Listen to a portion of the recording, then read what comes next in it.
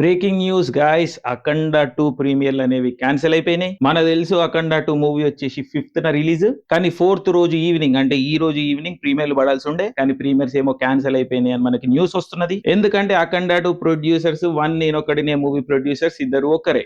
ఆ time we బకాయిలు ఉండనంటే ఒక బాలీవుడ్ కంపెనీతోని వాళ్ళ బకాయిలు చెల్లిస్తే గానీ అఖండ 2 రిలీజ్ అనేది కానియము అని చెప్పేసి ఏదో చిన్న ఇష్యూ నడుస్తుందంట. అగైన్ డీటెయిల్స్ మనకు అనవసరం, కానీ ఈ రోజు 4th రోజు అయితే ప్రీమియర్స్ అన్ని క్యాన్సిల్ అయిపోయినాయి.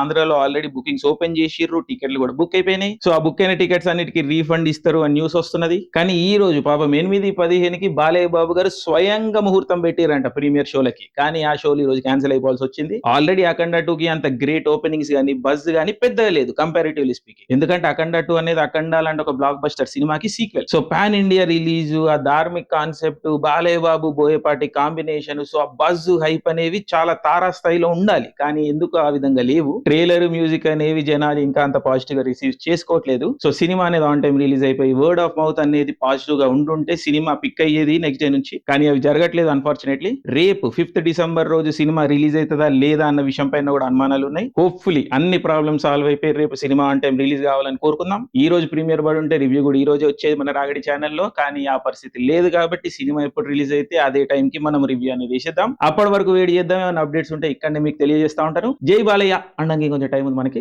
అఖండ 2 రిలీజ్ రోజు చూసుకుందాం. Okay, by.